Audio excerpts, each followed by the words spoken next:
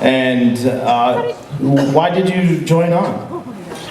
I was doing a play in New York, and we'd opened, so we were out of previews, and really when you get into the run of a show, aside from your matinee days, you pretty much have a lot of free time. You have to show up, do the show, obviously. Now, my memory is that I met JD at a Christmas party, and you know, over the years, a lot of people will ask me advice, you know, how do I get started in voiceover, or how do I become a writer or an artist? My son, Nathan, is this t-shirt, is here at the con. He's an artist at Bongo Comics, and so I not that I'm a mentor to the world, but you know, I'm always happy to relay my experiences to whoever is interested, so I can try and, you know, give them the benefit of my view of how you move your artistic vision forward. And of course, JD had a great enthusiasm, and I was happy to speak with him. And I believe at the time it was conceived more as like an animated series, which was sort of in my wheelhouse. I was, you know, always interested in you know, exploring new characters as a voiceover artist. But it's grown over the years in its ambition. And like I say, I told him I would be happy to stay in touch, and as the material came forward, I was just really impressed and thought there was a lot of potential. This is all very aspirational, by the way. You know, I mean, I think I'm getting a disproportionate amount of attention because of my resume. These people, to my here on the dais and Julia, are much more responsible for the actual content of the new gen material. But like I say, it's grown into something that is unique in the sense that, you know, I became so available to them, they eventually gave me a title. I'm a creative consultant. Hey, with all the respect and compensation that comes with such a title. But you know, like I say, I think it has,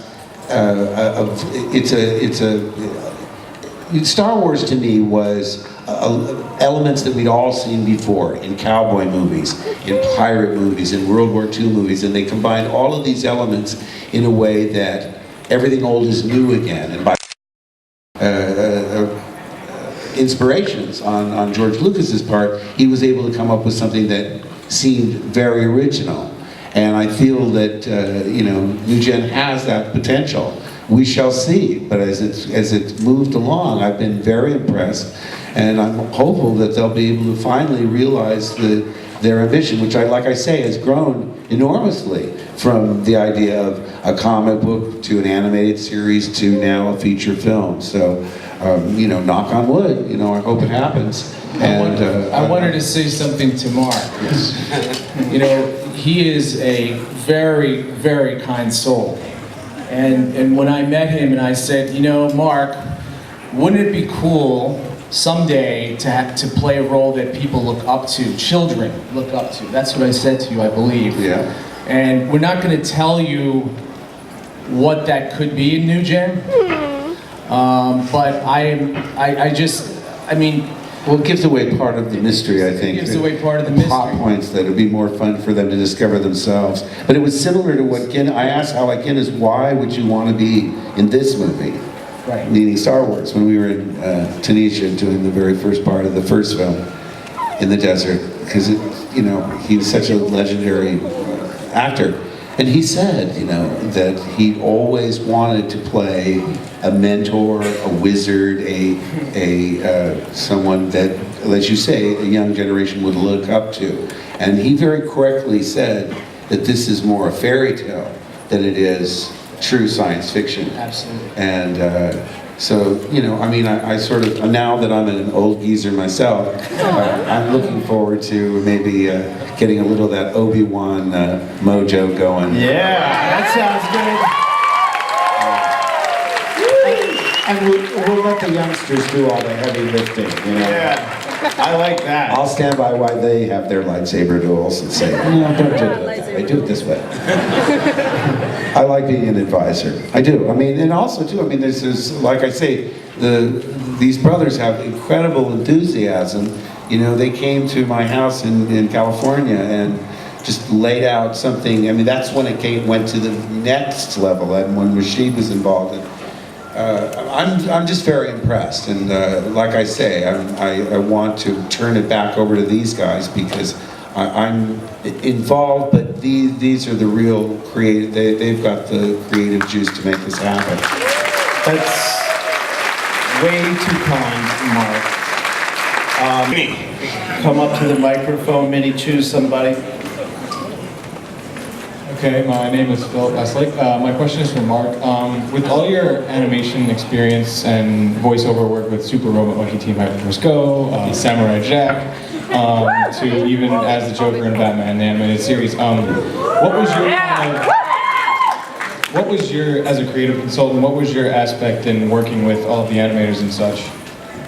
In those particular series? Well, kind of just as your experiences from all those series with looking at that style of animation to even this one and even storytelling wise. Well, every project has its own sort of dynamic, its own sort of a creative life, and you try and fit in when you can. I mean, obviously when they were doing Batman, they wanted to do it in a very serious manner, as if it were a feature film, rather than doing cartoony voices, which is funny, because, you know, Joker doesn't sound very much like me. There's a wonderful sense of liberation you get when you're not seen. You're free to express yourself any way you like. And that's why when people say, do the Joker voice, do the Joker voice, you get self-conscious. You say, well, close your eyes or turn your back, because you ruin the illusion. You know, you don't want to see it coming out of my voice. I remember when I did The Simpsons, I'd be watching Dan Castellaneta doing both Homer and Mayor Quimby. He does it back and forth. Like, you know, you said I could be your bodyguard. I said nothing of the kind. But you told me I could.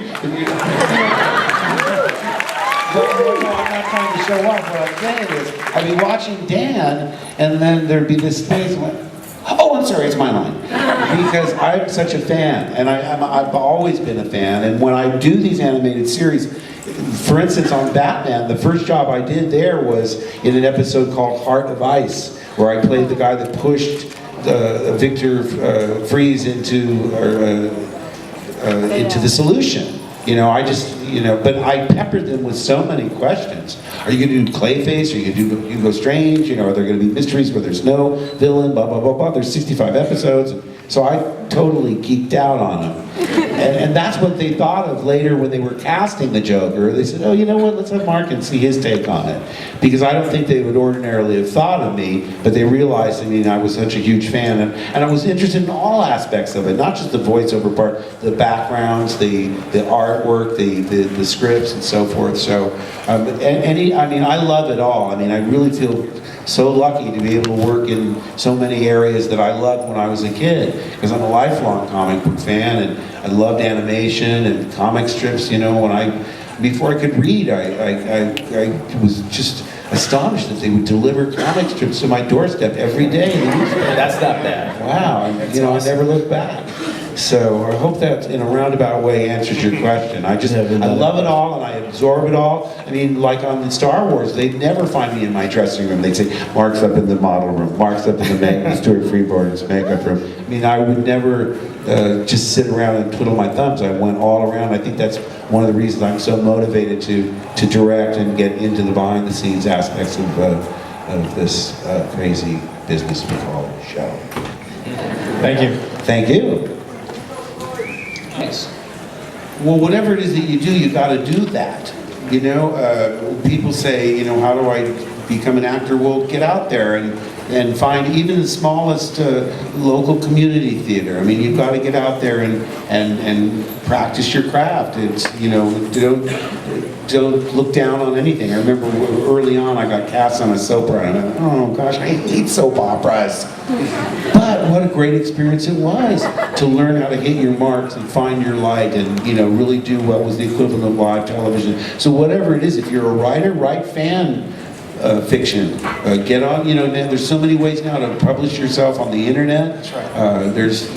There's no limits now. I mean, and the business is constantly changing. So whatever it is that you do, try and do that. If you can't be, you know, doing specifically what you want to become an intern at a radio station. That's connected tangentially to show business. You want to get around. Basically, what I think is good about getting the experience as an intern is that you get over the fear of the unknown. Because you're isolated by yourself. You go, gee, I don't know what it takes to be whatever it is I want to be. And when you get up close and see what people do, you get over your fears and you say, oh yeah, I can do that. I understand the process. And that's what you have to do, is get out there and get that experience. What's your name?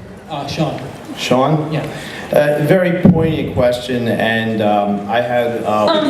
So you've done a lot of different characters in voiceover over the years. Do you make them sound so entirely different on purpose, where it's like half the time I can't even tell it's you doing? Well, my favorites are the ones that don't sound like me. I'm doing something for Disney coming out next year called Motor City, and it's very much sort of my own voice. It's sort of deep, and he's again, I'm typecast. For some reason, I'm typecast as a villain. I don't know why. Oh, by the way, they'd kill me if I didn't tell you. Tuesday, Arkham City. I'm piggybacking a little plug on New Gen, but Time Warner will appreciate that. Nice plug, Mark. No, that's smoothly integrated, by the way.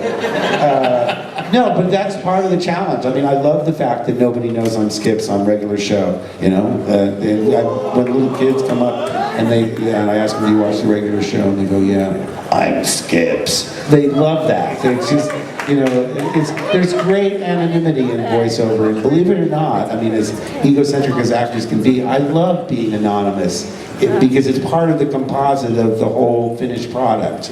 You know, which is why it's so awkward to do the voices without, you know, the animation in front of you. But thank you, that's a great compliment when I'm unrecognizable. Thank you.